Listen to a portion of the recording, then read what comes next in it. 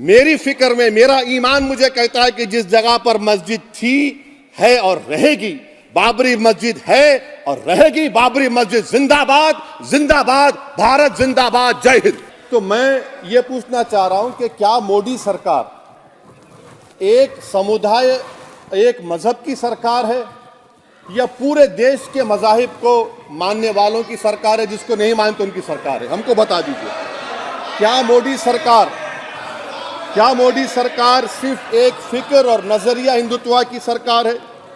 क्या इस देश का, इस गवर्नमेंट ऑफ इंडिया का कोई मजहब है? इस वतन अजीज सबके मजहब को मानता है। सर, मेरा मानना है कि इस देश का कोई मजहब नहीं है। क्या ये सरकार 22 जनवरी का पैगाम देकर ये बताना चाहती है कि एक मजहब को दूसरे मजहब के मानने वालों पर गलबा और कामयाबी मिली? क्या आइन इसकी इजाजत देता है?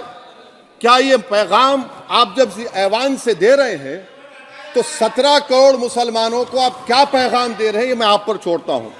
सर, 49 में धोखा हुआ, 86 में धोखा हुआ, 92 में धोखा हुआ, 2019 और 22 में भी इस ऐवान के जरिए हमको धोखा दिया जा रहा है। और अफसोस के साथ कहना पड़ता है सर कि मुस्लिम अक़लियत को हमेशा ये कहा गया कि तुमको भारत के शहरी बरकरार रहने के लिए एक बहुत बड़ी कीमत तुमको चुकानी पड़ेगी, और हम पर इल्जाम लगा दिया गया। सर, क्या मैं बाबर का स्पोक्स पर्सन हूं? क्या मैं जिना का स्पोक्स पर्सन हूं? क्या मैं औरंगजेब का स्पोक्स पर्सन हूं?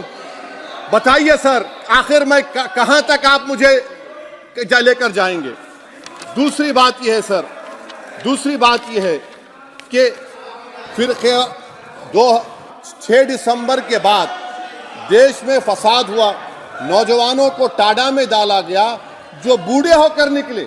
यकीनन आपकी सरकार नहीं थी, आपकी सरकार नहीं थी। अच्छा, बल्कि मैं तो मर्यादा पुरुषोत्तम राम की इज्जत करता हूं,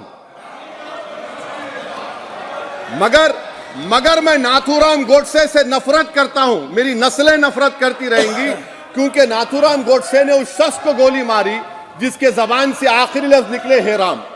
सर, छठी बात यह है कि 87 में मलियाना हाशिमपुरा हुआ, 83 में नेल्ली हुआ, 44 में जम्मू में नस्ल कशी हुई, 2022 में हल्दीवानी में कत्ल हुआ।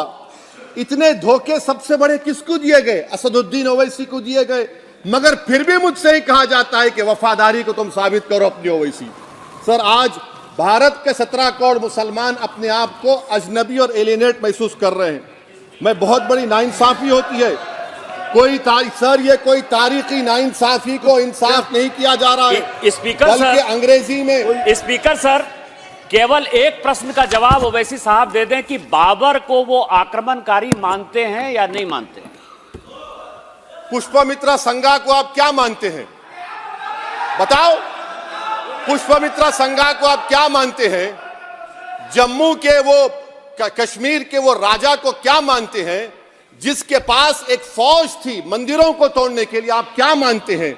यही तो मैं कह रहा हूं कि निशिकांत दुबे 47 में आजादी मिली, असदुद्दीन ओवैसी से बाबर की बात पूछ रहे हैं।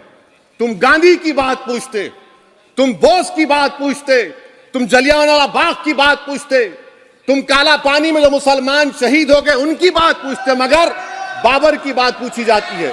तो सर,